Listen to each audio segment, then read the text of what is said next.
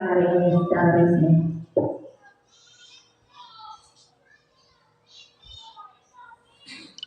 Terima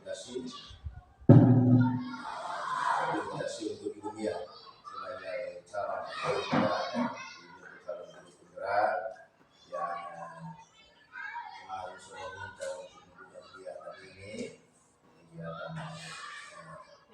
kegiatan budaya positif di sekolah. Teman-teman guru yang saya hormati,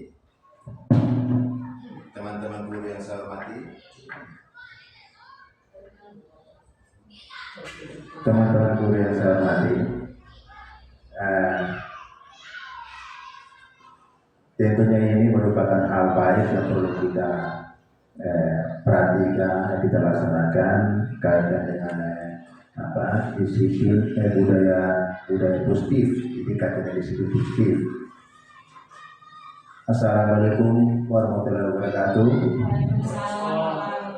Shalom, Om Swastiastu, Namo Buddhaya, Salam Rahayu. Pertama tentunya kita bersyukur kepada Tuhan karena telah mengizinkan kita untuk kesempatan ini bertemu dengan guru penggerak untuk membicarakan hal-hal yang berkaitan dengan calon guru penggerak kita, Ibu Mia. Yang kedua, terima kasih karena Ibu Mia sudah mengundang kita semua untuk hadir, untuk mendukung dia dalam hal untuk mensukseskan kegiatan dia, sekaligus mendukung dia sebagai calon guru penggerak, dan mudah-mudahan ke depan dia bisa jadi guru penggerak di SMA Negeri 1 Melaka Barat ini satu-satunya. Tentu saja hal ini akan mendorong kita untuk mengimbaskan hal-hal lain kepada guru-guru yang lain di SMA Negeri ini untuk satu persatu termotivasi untuk masuk sebagai calon guru penggerak. Bapak Ibu yang saya hormati, Ki Hajar Dewantoro, Bapak Presiden kita mengumpamakan sekolah sebagai bidang keempat persemayan didik. Agar bisa berkembang secara maksimal, maka petani dapat memperbaiki kondisi tanah, memelihara bibit tanaman dan memberi pupuk dan lain-lain agar supaya tanah tersebut tumbuh dengan baik.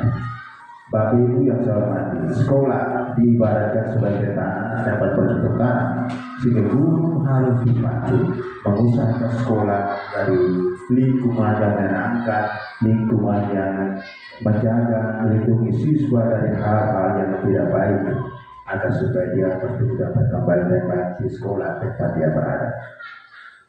Salah satu cara yang dilakukan guru dalam membantu siswa untuk bertumbuh maksimal, mempunyai karakter, profil pendidikan Pancasila yang sementara kita laksanakan sudah hampir 2 tahun di SMA kita ini adalah dengan membangun budaya positif yang berpihak pada murid. Dalam menunjukkan budaya positif ini perlu ada disiplin positif. Budaya positif definisinya yang merupakan suatu pendekatan yang bertujuan untuk menciptakan lingkungan belajar yang kondusif, inklusif, yang mendukung perkembangan siswa. Pendekatan ini muncul berawal dari tantangan kita hadapi sekarang, khususnya kekerasan, bullying di antara teman-teman siswa, di antara siswa. Kemudian sekarang kita bertanya banyak soal rendahnya motivasi pada siswa, kemudian juga kurangnya keterlibatan siswa dalam proses pembelajaran yang kadang-kadang membuat kita di saat-saat tidak penting kita di setiap Muslim banyak kita mempertanyakan hal ini. Minta yang kita perlu perhatikan, dan kemudian kita mencarikan cara solusi untuk bagaimana mengatasi ini. Tentunya salah satunya adalah kita harus menerapkan disiplin budaya positif ini di sekolah kita. Latar belakang kenapa kita harus terapkan budaya positif di sekolah kita ini, pertama karena tidak efektifan pendekatan disiplin personal.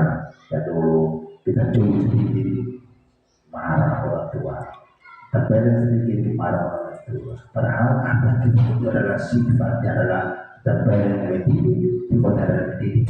Ini berarti kita sehingga kita kadang-kadang pendekatan disiplin dulu ini sekarang tidak efektif lagi. Kemudian pentingnya ikut sekolah yang lebih lingkup pelajaran positif dan membantu siswa merasa aman, dihargai, kemudian untuk mereka bisa termotivasi untuk belajar. Ini juga persoalan kalau iklim sekolah yang positif, kemudian lingkungan yang positif, ini perlu diperhatikan.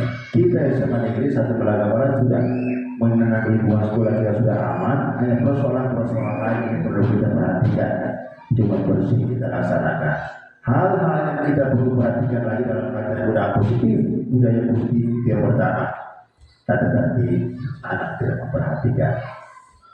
Kadang-kadang guru harus banyak bertanya pikir bagaimana cara yang terbaik untuk membuat mereka agar tidak bertahan. Terakhir, disiplin, saling menghargai, toleransi. Ini hal-hal penting yang berkaitan dengan budaya positif yang perlu kita diterapkan, yang perlu kita laksanakan di sekolah agar supaya apa yang diinginkan oleh Bapak pendidikan kita dari contoh ini betul-betul mana betul-betul terwujud dalam suatu lembaga pendidikan. Berikut meningkatkan kesadaran akan kesehatan mental anak, khususnya budaya positif, bantu menciptakan lingkungan yang mendukung kesehatan mental siswa dengan mempromosikan empati, dukungan sosial, kemudian keterampilan mengatasi stres. Nah, ini perlu kita laksanakan. Kita harus mencari cara yang terbaik untuk bagaimana caranya untuk membuat anak ini kita meringankan kesehatan mental anak dengan cara yang cari tahu, membuat hal-hal yang bisa membawa mereka hal lain. Ini beberapa hal yang perlu kita perhatikan. Berikut tujuan penerapan disiplin positif, tentunya banyak hal yang kita perlu laksanakan. Yang pertama adalah kita mengembangkan karakter siswa belajar untuk menghargai persoalan. Ini persoalan. Misalnya dia bertanggung jawab tidak, selamat baik tidak, salam tidak terhadap guru atau kepada tenaga pendidikan atau tenaga pendidik atau bersama teman. Ini yang perlu kita agar sampaikan kepada mereka, agar kepada mereka, kepada siswa agar hal ini dilaksanakan. Kalau ini tersampaikan yang baik, nanti perlahan-lahan sudah mendekati apa yang diharapkan oleh Bapak pendidik kita, Bapak pendidikan kita, Bapak Kajar Dewanto. Berikut hal lain, meningkatkan kinerja akademik.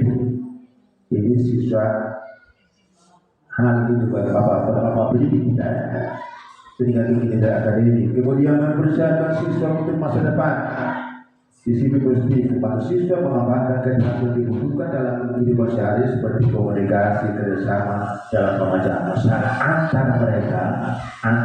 Kemudian juga kita kalau bisa mereka bisa komunikasi dengan wali kelas, dengan guru pembimbing, atau dengan wakasek, atau dengan pihak-pihak tenaga pendidik atau pendidik dalam rangka untuk mencarikan solusi untuk masa depan. Misalnya kita ambil contoh masuk perguruan tinggi, biaya banyak, biaya ada orang tua dulu, tapi dia masih banyak menghadapi kesulitan dalam hal memilih jurusan sesuai dengan apa yang kita lihat perkembangan dia di SMA. Ini persoalan. Ini perlu kita harus perhatikan dan mempersiapkan mereka untuk ke depan mereka nanti agar masuk perguruan tinggi kemudian betul-betul dia mencintai apa jurusannya dia sudah pilih. Itu saja perlu kita masukkan dari kita guru untuk bisa mempersiapkan siswa untuk masa depan mereka ke depan. Secara singkat, tujuan penerapan disiplin positif oleh guru itu adalah membangun dukungan yang positif, mengembangkan karakter siswa. Yang kita buat ini cuma bersih kita buat. Kemudian kita sampaikan kepada siswa setiap hari Senin, kita sampaikan salam mereka, sampaikan untuk mereka saling menghargai, kita sampaikan untuk mereka saling mencintai, kemudian sampaikan untuk mereka menciptakan toleransi, menghindari perbedaan, mentoleransi dalam hal menghadapi perbedaan yang ada dalam lembaga pendidikan, terutama dengan teman-teman mereka. Ini perlu kita sampaikan. Kemudian mencegah perilaku negatif. Ini secara singkat tujuan daripada budaya positif itu kita harus sampaikan kepada mereka agar supaya perilaku positif, bullying, jangan mengejek, kemudian jangan mencemooh. Itu juga hal-hal yang perlu kita harus perhatikan sampai kepada siswa-siswa terus melalui setiap kesempatan agar supaya perlahan-lahan dikurangi.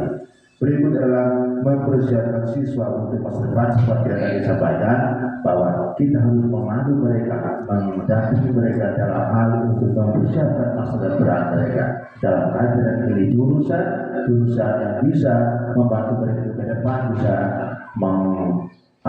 menghidupi diri mereka, menghidupi rumah keluarga mereka, bangsa dan negara.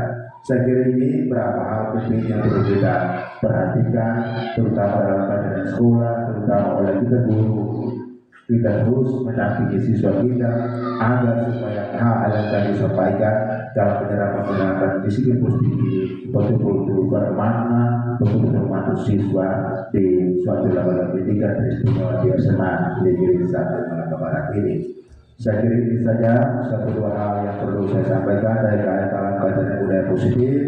Mari kita berkata dengan tangan, mari kita membantu siswa kita, mari kita mendukung siswa kita agar supaya keharmonisan dalam lembaga pendidikan ini betul-betul yang baik. Dan kalau ini terwujud baik, berarti budaya positif, disiplin positif yang kita dengungkan, kita inginkan bisa berjalan sebagaimana mestinya sesuai dengan harapan kita dan sesuai dengan harapan Bapak pendidik kita, Bapak pendidikan kita, Bapak Kadiarwanto.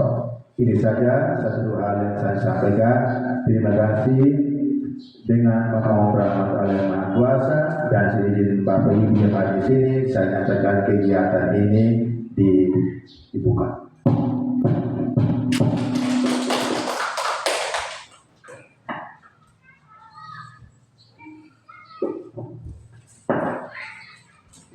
Ya, baik. Terima kasih banyak untuk Bapak Kepala yang sudah memberikan arahan tentang kegiatan kita hari ini dan membuka kegiatan kita hari ini secara resmi. Hal yang saya tangkap ketika Bapak Kepala menyampaikan itu adalah tujuan dari penerapan disiplin positif kita di sekolah. Itu yang pertama adalah untuk mengembangkan karakter siswa dan yang kedua mempersiapkan siswa untuk masa depan. Nah, mengembangkan karakter siswa itu seperti apa? Misalnya siswa belajar untuk bertanggung jawab atas tindakan mereka, kemudian siswa dilatih juga untuk mencari solusi atas masalah yang mereka hadapi. Sedangkan untuk mempersiapkan siswa untuk masa depannya itu disiplin positif itu membantu siswa untuk mengembangkan keterampilan yang dibutuhkan dalam kehidupan sehari-hari seperti komunikasi, kerjasama, dan pemecahan masalah tadi. Jadi terima kasih banyak untuk Bapak Kepala, luar biasa untuk sambutannya. Kita lanjut ke acara yang berikut. Itu tujuan dari kegiatan kita hari ini. Itu yang pertama, kami ingin berbagi ilmu yang kami dapatkan dari kegiatan pendidikan guru penggerak tentang penerapan budaya positif. Kemudian yang kedua itu setelah mendapatkan penjelasan tentang disiplin positif, maka kita guru bisa menciptakan suasana kelas yang bebas dari intimidasi, kekerasan, dan diskriminasi. Dan yang tujuan yang ketiga itu melalui penjelasan tentang disiplin positif, siswa diajarkan untuk berpikir kritis, mencari solusi atas masalah yang mereka hadapi, baik di dalam maupun di luar kelas. Dan yang terakhir, dengan disiplin positif membantu siswa untuk belajar menyelesaikan konflik secara damai. Baik, jadi itu untuk tujuan kegiatan kita hari ini. Kemudian latar belakangnya. Nah, kenapa disiplin positif itu harus diterapkan di sekolah? Itu karena sekolah itu hendaknya dijadikan suatu tempat yang aman, nyaman, dan menyenangkan bagi murid untuk bisa menumbuhkan kodratnya.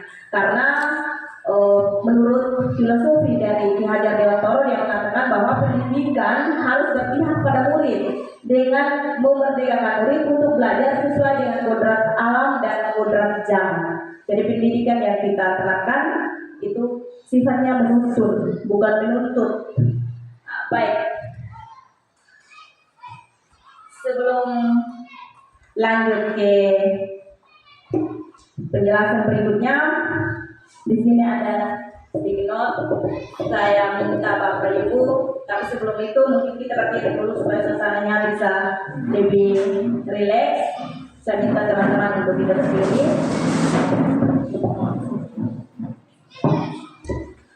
Baik, kalau saya bilang selamat pagi, teman-teman bisa pagi luar biasa. Bisa toh? Selamat pagi luar biasa bisa ya. Selamat pagi. Pagi luar biasa. Belum terlalu semangat. Ulang selamat pagi semua. Pagi luar biasa. Ya, teman-teman untuk kita semua silakan duduk teman-teman. Baik, di sini ada video. Teman-teman bisa menggunakan ini untuk mengungkapkan ide terkait apa yang Bapak Ibu kira-kira setelah ada penjelasan tentang latar belakang, tujuan, dan tadi ada sambutan dari Bapak Kepala, kira-kira apa yang Bapak Ibu bayangkan tentang budaya positif. Ini di sini, kemudian ini setelah ini kita bisa tempel di ada apa kertas yang sudah disiapkan di sana. Ide dari Bapak Ibu silakan ditempelkan di sana.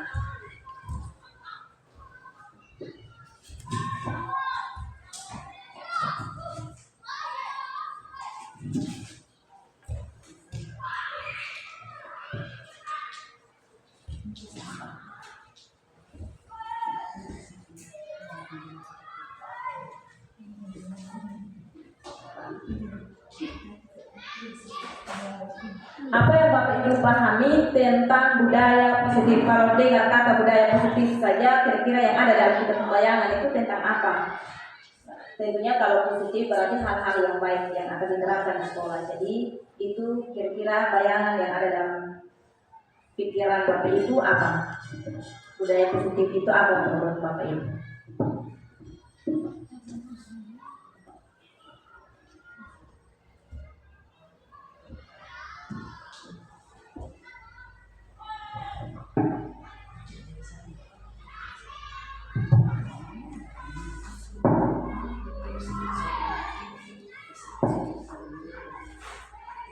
Masing-masing tidak usah tulis nama saja. Masing-masing bisa langsung tempel di karton yang sudah disiapkan.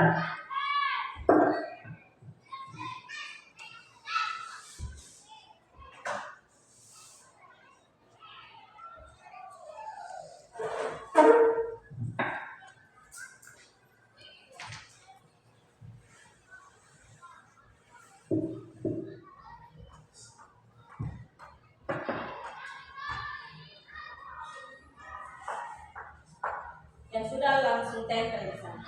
Ada karton.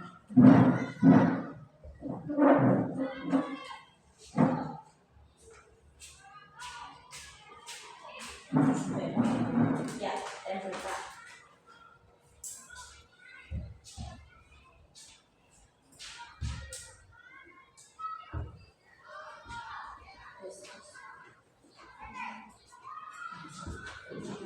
Oh ya. Ini asing.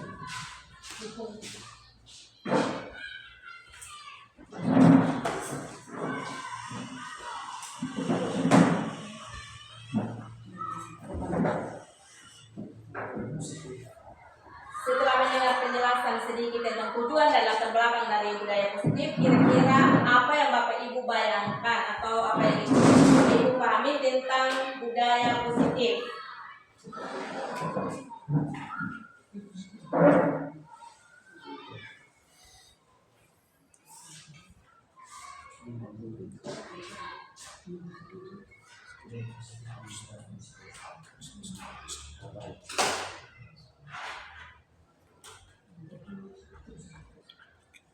Apa yang Bapak Ibu pahami tentang budaya positif setelah mendengar penjelasan tentang tujuan, kemudian tentang latar belakang dari saya dan juga dari Bapak Kepala.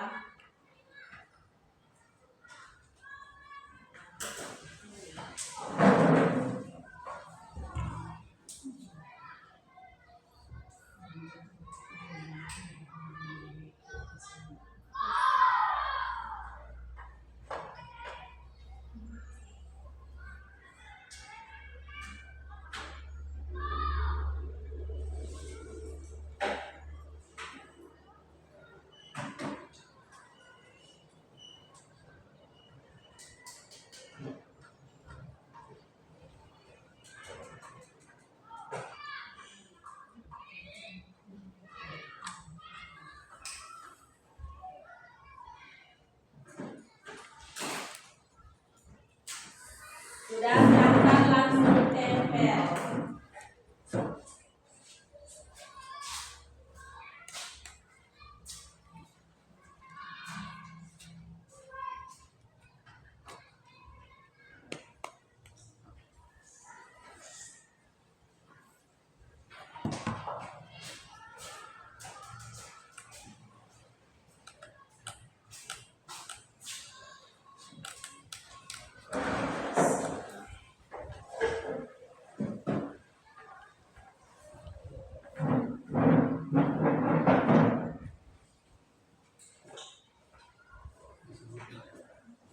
di kartu.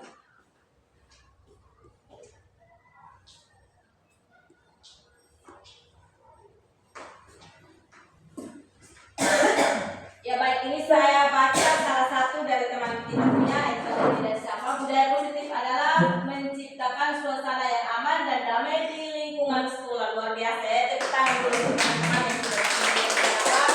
Kemudian budaya positif adalah memberikan motivasi dari guru terhadap siswa. Ya, luar biasa untuk teman-teman. Baik, jadi itu pemahaman dari teman-teman tentang budaya positif setelah mendengar sedikit penjelasan tentang budaya positif. Baik, jadi untuk tujuan pendidikan menurut Ki Hajar Dewantara, menuntun segala kekuatan kodrat yang ada pada anak.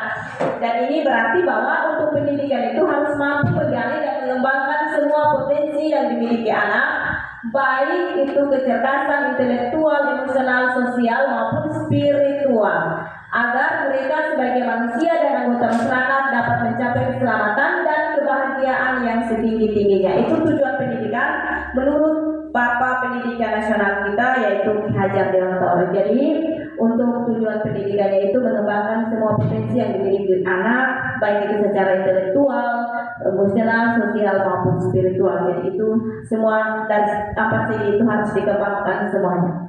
Baik, kemudian yang berikutnya, konsep dalam pendidikan menurut Ki Hajar Dewantara. Tentunya 3 kata ini tidak asing lagi untuk kita semua. Itu Inarso Suntolodo, Muhammadiyah Mangunkarsa dengan Tuturi Handayani. Nah, sebagai seorang guru, 3 konsep ini tentu ini bukan hal baru. Nah, Inarso Suntolodo itu artinya seorang pendidik harus menjadi teladan untuk muridnya. Jadi kita berada di depan sebagai teladan. Kemudian seorang guru juga berada di tengah-tengah muridnya untuk memberikan atau membangkitkan kreativitas dan inisiatif setiap peserta didik. Guru itu berada di tengah untuk membangkitkan kreativitas dan inisiatif dari semua murid. Kemudian seorang pendidik juga harus memberi dorongan dan motivasi dari belakang. Jadi kita berada di depan, berada di tengah-tengah, dan juga berada di belakang. Di depan untuk memberi teladan, di tengah-tengah untuk membangkitkan semangat mereka, dan juga di belakang untuk memberikan dorongan dan motivasi. Nah, ini 3 hal ini untuk kita adalah mungkin hal yang biasa, karena ini kita sudah sering terapkan. Nah, kemudian yang berikutnya tentang budaya positif. Sebenarnya apa yang dimaksud dengan budaya positif itu? Nah, budaya positif adalah suatu kebiasaan yang bernilai positif, di dalamnya mengandung sejumlah kegiatan yang mampu menumbuhkan karakter murid. Suatu kebiasaan yang bernilai positif, karena untuk hari ini nanti ada 4 tema yang akan dibahas di sini. Tapi sebelum itu kita harus tahu dulu kira-kira pengertian budaya positif itu apa. Nah, budaya positif suatu kebiasaan yang nilainya positif atau nilainya baik, dan di dalamnya itu mengandung sejumlah kegiatan yang mampu menumbuhkan karakter murid atau sifat dari murid itu sendiri. Dan budaya positif di sekolah itu adalah nilai dan kebebasan di sekolah yang berpihak pada murid, agar mereka dapat berkembang menjadi pribadi yang kritis, penuh hormat dan tanggung jawab sesuai dengan nilai-nilai yang ada dalam profil pelajar Pancasila. Tentunya kita tahu bahwa nilai-nilai yang ada dalam profil pelajar Pancasila itu ada yang bernilai kritis, beriman dan bertakwa kepada Tuhan Yang Maha Esa dan berakhlak mulia, kemudian gotong royong, mandiri, kreatif. Itu semua nilai-nilai yang ada di dalam profil pelajar Pancasila. Nah, untuk tema hari ini yang akan dijelaskan karena konsep utama dari budaya positif itu, hal-hal yang akan dijelaskan itu yang pertama, perubahan paradigma belajar, motivasi perilaku manusia, disiplin positif, dan kebutuhan dasar dan manusia. Ini 4 tema yang akan kita bahas di dalam kegiatan kita hari ini, dan ini sekedar berbagi praktik baik supaya kita bisa tahu bagaimana disiplin itu bisa berhasil, dan bagaimana berhasil atau sukses, dan bagaimana juga disiplin dikatakan gagal. Nah, kemudian perubahan paradigma belajar. Perubahan paradigma belajar yang pertama, dalam membangun budaya positif, sekolah dapat menyediakan lingkungan yang positif, aman dan nyaman agar siswa mampu berpikir berpikir, bertindak, dan mencipta dengan merdeka, mandiri, dan bertanggung jawab. Ini perubahan paradigma. Kemudian perubahan paradigma belajar dari sudut pandang siswanya itu untuk perubahan paradigma yang lama bahwa guru itu sebagai pusat pembelajaran. Guru sebagai pusat pembelajaran. Jadi segala sesuatu yang kita lakukan di dalam kelas itu semuanya terpusat pada guru, bukan pada murid, sehingga tujuan dari Ki Hajar Dewantara tidak tercapai lagi. Yang seharusnya menuntut, kita justru menuntut supaya siswa ikut kemauan dari guru atau ikut prosedur dari guru, bukan kita yang mengikuti dari siswa, bukan guru yang melaksanakan pembelajaran berpihak pada murid, tetapi semuanya kembali kepada guru. Itu paradigma lama. Akhirnya siswa menjadi sangat pasif karena semua kita yang ambil alih. Kemudian siswa seringkali dianggap sebagai wadah kosong yang perlu diisi dengan pengetahuan oleh guru. Nah, kemudian yang berikutnya, selain guru sebagai pusat pembelajaran, juga penyerapan informasi secara pasif. Nah, kenapa dikatakan ada penyerapan informasi secara pasif? Karena siswa itu diharapkan mendengarkan dan menghafal materi yang disampaikan oleh guru. Nah, setiap kali mereka ulangan, yang mereka lakukan itu adalah menghafal materi-materi yang sudah kita berikan. Kemudian yang berikutnya, kalau untuk itu paradigma lamanya. Nah, perubahan paradigma yang baru itu siswa harus aktif, siswa menjadi aktif. Karena yang diharapkan dari perubahan ini adalah siswa sebagai pembangun pengetahuan. Siswa sebagai pusat pembelajaran, bukan pusat pembelajaran ada pada guru lagi, tetapi siswa yang harus kreatif dalam setiap kegiatan pembelajaran di kelas. Kemudian pembelajaran yang berpusat pada siswa, penggunaan berbagai metode pembelajaran sehingga bisa mengaktifkan siswa. Kita harus menggunakan metode yang berpihak pada murid sehingga siswa itu bisa terlibat aktif. Kemudian faktor-faktor yang mendorong perubahan paradigma. Untuk faktor-faktor yang mendorong perubahan paradigma itu, bahwa beberapa faktor mendorong itu, yang pertama perkembangan teknologi, dan yang kedua itu adalah arus globalisasi dan perubahan dunia kerja. Nah, perkembangan teknologi, kemunculan internet, kemudian dan berbagai perangkat digital yang memberikan akses yang lebih luas terhadap informasi dan memungkinkan siswa itu belajar kapan saja dan di mana saja untuk zaman sekarang. Kalau dulu kan semuanya, kalau kita tidak kasih catatan, berarti siswa tidak ada siswa tidak akan cari sendiri. Karena kalau guru yang tidak kasih catatan, tapi kalau untuk zaman sekarang siswa bisa belajar kapan saja karena mereka bisa akses dari internet kapan saja atau di mana saja. Bahkan pembelajaran sekarang tidak harus tatap muka, tapi bisa juga secara daring. Baik, kemudian yang keduanya tentang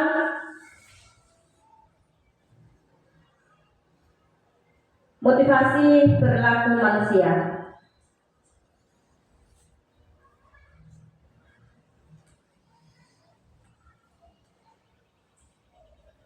Baik, ini sedikit penjelasan.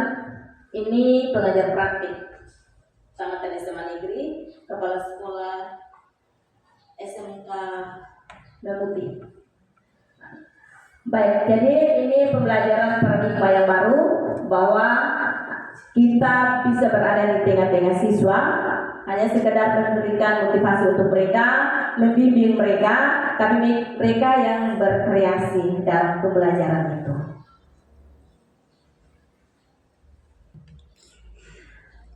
Baik, yang kedua, disiplin positif. Definisi dari disiplin positif adalah kemampuan pemerintah diri sendiri dalam mengontrol dan menguasai diri, memilih tindakan yang mengacu pada nilai-nilai yang kita hargai dengan penuh tanggung jawab tanpa diperintah oleh orang lain. Jadi kita melaksanakan disiplin itu karena atas kesadaran diri sendiri, tanpa harus dikomando, tanpa harus diperintah. Apapun nilai yang kita hargai adalah nilai kebajikan. Itu sifat positif manusia yang merupakan tujuan mulia yang ingin dicapai setiap individu sesuai dengan profil pelajar Pancasilanya. Kemudian disiplin positif itu adalah pendekatan dalam mendidik yang berfokus pada pengembangan karakter siswa siswa melalui komunikasi yang efektif. Itu dia fokusnya kepada pengembangan karakter siswa. Kemudian konsep disiplin yang gagal. Nah, bagaimana disiplin itu dikatakan gagal? Nah, disiplin dikatakan gagal apabila ini hukuman. Kita memberikan hukuman. Siswa mau disiplin karena yang pertama dia takut dihukum. Sehingga aturan yang kita laksanakan bukan karena sebagai satu kebebasan, tapi mendidik mereka karena ketika mereka mau disiplinkan diri bukan atas kesadaran mereka sendiri, tetapi karena yang pertama itu adalah takut hukuman. Nah, hukuman ini menyakitkan, tidak nyaman, murid takut, memaksa, kemudian murid menyembunyikan kesalahan dan murid menjadi rendah diri. Mereka mau laksanakan bukan karena kesadaran dari mereka sendiri, bukan karena keinginan dari mereka sendiri, tetapi karena takut dengan hukuman, takut karena sanksi. Kemudian penghargaan. Dia mau disiplin apabila dia mau mendapatkan satu penghargaan. Nah, penghargaan ini sifatnya dia tidak efektif karena merusak hubungan, mematikan kreativitas dari mereka, menghukum dengan sistem peringkingan. Itu untuk penghargaan. Jadi konsep disiplin dengan identitas gagal. Disiplin menjadi gagal apabila itu dia mau mendisiplinkan diri karena ada takut pada hukuman dan ingin mendapatkan penghargaan. Kemudian konsep disiplin yang sukses. Ya, dia ada konsekuensinya, kemudian harus ada restitusi atau pembaharuan. Nah, konsekuensi itu penguasaan dalam jangka pendek perlu monitoring berkelanjutan, stimulus respon, murid mematuhi aturan atas kesadaran diri sendiri, bukan karena dipaksa atau bukan karena takut pada hukuman atau sanksi. Restitusi, murid bertanggung jawab untuk perilakunya sendiri, kemudian fokus pada pemecahan masalah jangka panjang. Kemudian yang berikutnya menghormati dirinya dan juga orang lain. Restitusi itu artinya pengharuan diri. Kemudian dia harus bertanggung jawab untuk semua kesalahan atau semua sikap dan tindakan yang dia lakukan secara sadar, tahu dan mau. Bukan karena atas paksaan, tetapi dia harus sadar sendiri. Nah, bagian yang ketiga dari kerangka kita atau pembelajaran pembahasan kita pada hari ini itu motivasi perilaku manusia. Nah, definisi dari motivasi adalah dorongan yang timbul pada diri seseorang secara sadar untuk melakukan suatu tindakan dengan tujuan tertentu. Itu motivasi perilaku manusia.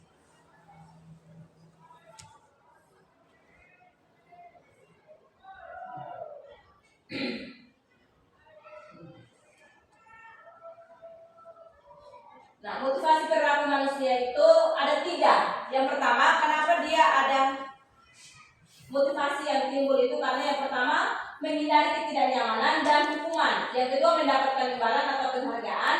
Kemudian yang ketiga, menjadi orang yang mereka inginkan dan menghargai diri sendiri dengan nilai-nilai yang mereka percaya. Ini motivasi yang timbul dalam diri. Kenapa ada motivasi dari setiap pribadi? Karena yang pertama, motivasi untuk apa saja dari kita sendiri itu didasarkan pada yang pertama, menghindari ketidaknyamanan dan hukuman. Kira-kira saya harus disiplin karena yang pertama hukumannya terlalu berat atau takut dapat hukuman atau sanksi dari guru piket dan sebagainya. Itu paling rendah untuk motivasi yang paling terendah. Murid melakukan disiplin karena takut dihukum. Ini adalah tingkat terendah dari motivasi perilaku manusia. Dia disiplin karena takut karena hukuman dan sanksi sebagainya. Kemudian mendapatkan imbalan atau penghargaan. Murid melakukan disiplin karena ingin imbalan atau penghargaan. Motivasi ini satu tingkat di atas, lebih tinggi dari motivasi yang pertama, yaitu untuk menghindari ketidaknyamanan dan hukuman. Dan motivasi yang ketiga itu menjadi orang yang mereka inginkan dan menghargai diri sendiri dengan nilai-nilai yang mereka percaya. Nah, murid melakukan disiplin karena sadar akan nilai-nilai kebaikan. Ini motivasi yang akan membuat seseorang memiliki disiplin positif. Itu yang ketiga. Jadi bukan karena takut pada hukuman, bukan karena ingin mendapatkan penghargaan, tetapi karena dia menghargai dirinya sendiri untuk melakukan sesuatu itu bukan karena dua hal yang tadi, tapi atas kesadaran dari dirinya sendiri. Dan yang terakhir tentang kebutuhan dasar dari manusia. Kebutuhan dasar dari manusia itu ada 5. Kebutuhan untuk bertahan hidup, kebutuhan untuk kasih sayang dan merasa diterima, kemudian penguasaan, yang berikutnya kebebasan, dan yang kelima itu adalah kesenangan atau kebutuhan untuk merasa senang. Ini 5 kebutuhan dasar dari setiap manusia. Nah, apa arti dari kebutuhan untuk bertahan hidup? Nah, tentunya kalau untuk kebutuhan bertahan hidup itu adalah kebutuhan yang sifatnya fisiologis untuk bertahan hidup, misalnya kesehatan, rumah, makanan, dan sebagainya. Itu kebutuhan-kebutuhan pokok yang membuat kita untuk bisa bertahan hidup.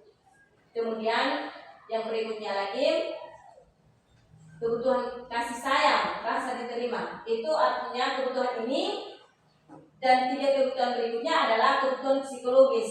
Nah, kebutuhan untuk disayangi dan diterima itu meliputi kebutuhan akan hubungan dan koneksi sosial. Dan ini biasanya jarang kita lakukan karena kita selalu menjaga jarak antara siswa dan guru. Nah, selalu menjaga jarak antara siswa dengan guru, sehingga untuk membangun komunikasi yang positif antara siswa dan guru kadang-kadang itu tidak dilaksanakan. Karena kadang kita menganggap guru ya guru, kalau siswa ya siswa. Kita sering membedakan seperti itu, sehingga komunikasinya tidak berjalan secara efektif, dan siswa juga kadang tidak merasakan kasih sayang dari guru secara penuh, dan kita selalu memberikan perbedaan itu di dalam kelas. Yang pintar pasti akan selalu mendapatkan perhatian penuh, yang tidak pintar, yang biasa-biasa saja luput dari perhatiannya kita. Padahal kita itu adalah terbalik. Nah, baik, penguasaan, kebutuhan pengakuan atas kemampuan. Nah, untuk kemampuan ini, tingkatan kemampuan setiap siswa itu berbeda. Tingkat kemampuan setiap siswa itu berbeda. Karena itu kadang-kadang kita untuk penerapan pembelajaran berdiferensiasi itu kita belum laksanakan, karena kita anggap semua siswa itu rata. Padahal kita tahu bahwa pengetahuan dan tingkat kemampuan setiap siswa itu adalah berbeda. Maka seharusnya kita harus terapkan pembelajaran berdiferensiasi di dalam kelas supaya tidak ada perlakuan khusus untuk siswa yang pintar, siswa yang setengah pintar, dan siswa yang belum tahu apa-apa. Kita sering kali bertengkar untuk nilai-nilai tidak tuntas, karena ketika kita kasih soal itu kita ratakan saja. Untuk siswa yang pintar kita uraikan sama dengan dia yang sebenarnya tidak bisa menyelesaikan soal uraian. Yang seharusnya kita bikin perbedaan, dan sebelum memberikan soal atau sebelum kegiatan pembelajaran sudah harus ada pemetaan siswa ke dalam setiap kelompok.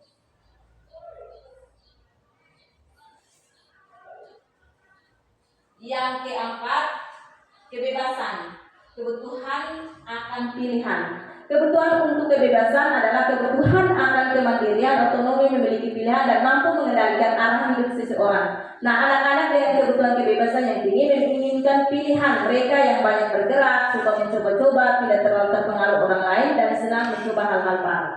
Nah, ini misalnya ada yang sukanya menulis, ada yang ketika dia duduk sama-sama suka berdiskusi.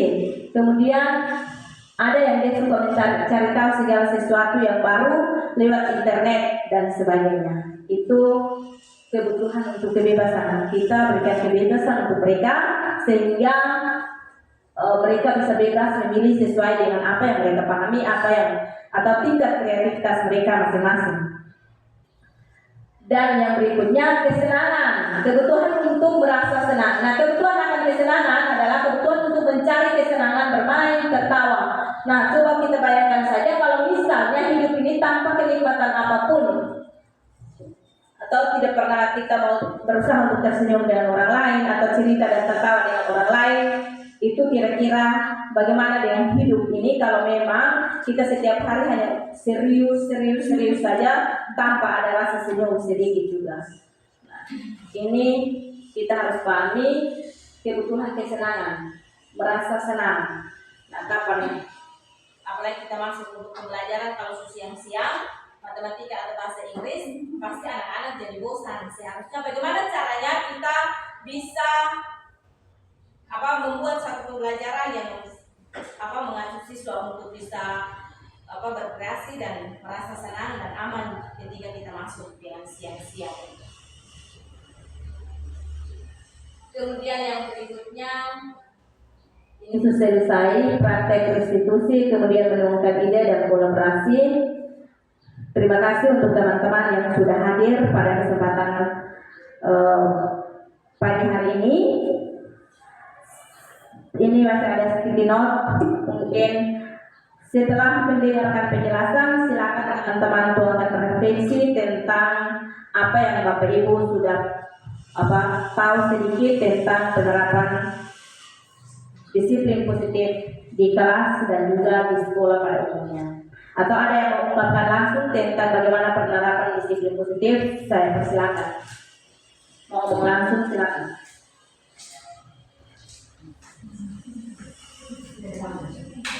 Silakan.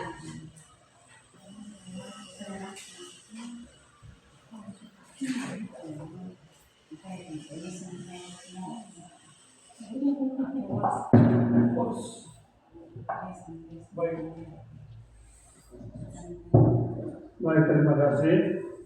Saya berdiri.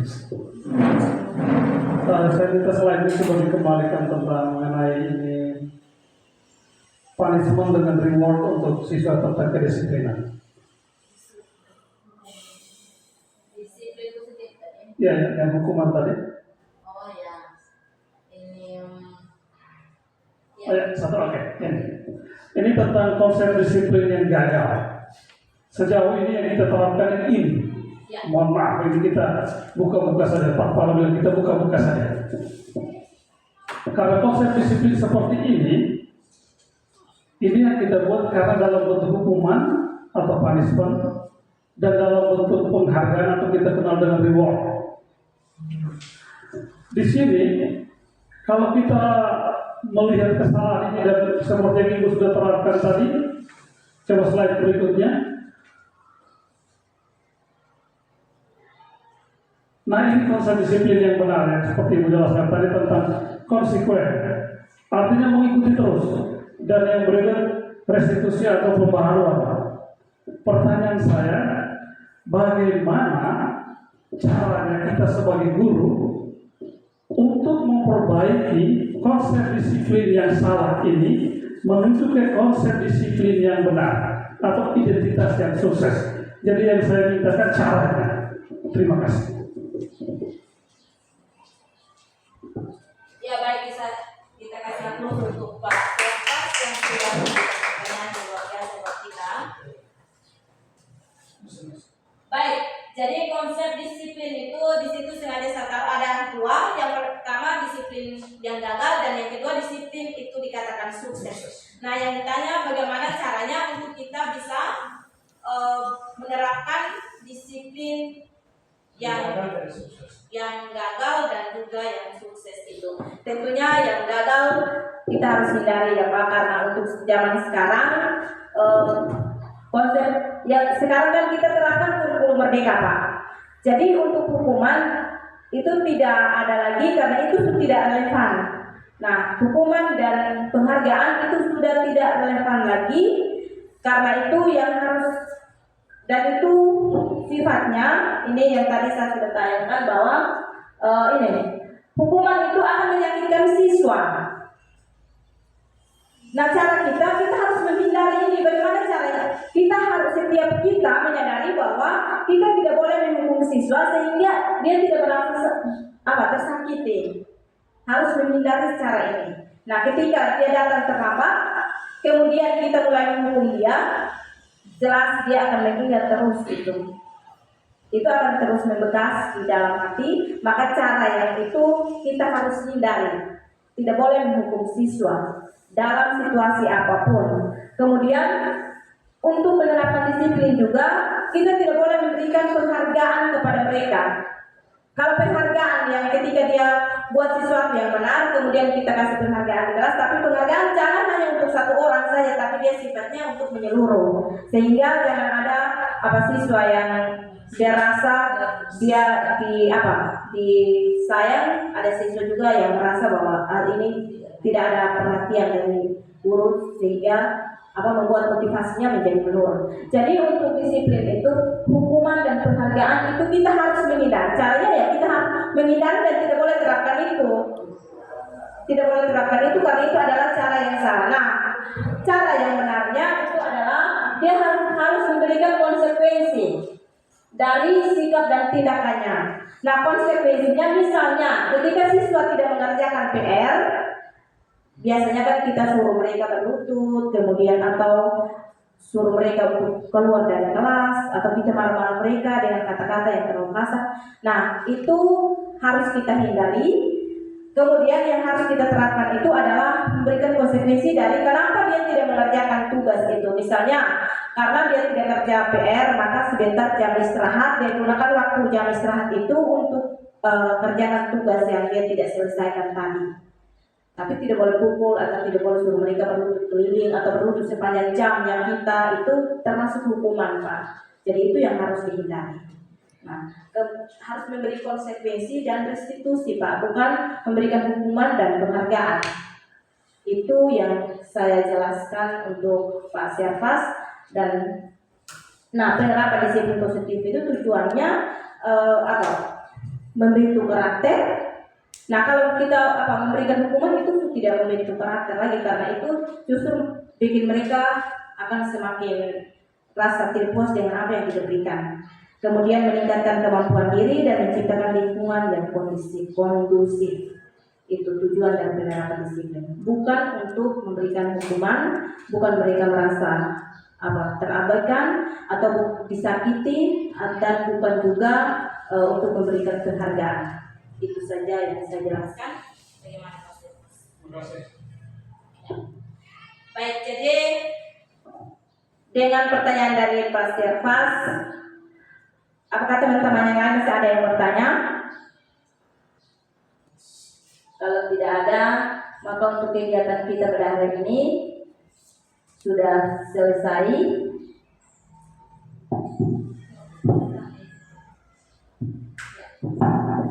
Terima kasih untuk teman-teman yang sudah hadir dalam kegiatan saya pada pagi hari ini. Bapak Ibu yang hadir di sini luar biasa. Terima kasih karena sudah mendengarkan pembagian praktik baik dari ilmu yang saya dapatkan selama pendidikan di calon guru penggerak angkatan 11 Kabupaten Melaka, Tingkat SMA Negeri 1 Melaka Barat. Terima kasih banyak untuk kita semua. Mari kita kasih aplaus untuk kita semua. Dan terima kasih juga untuk Pak Jiel yang selalu siap untuk memberikan kegiatan saya pada pagi hari ini. Karena itu saya minta lagi keisinan untuk kita dalam doa.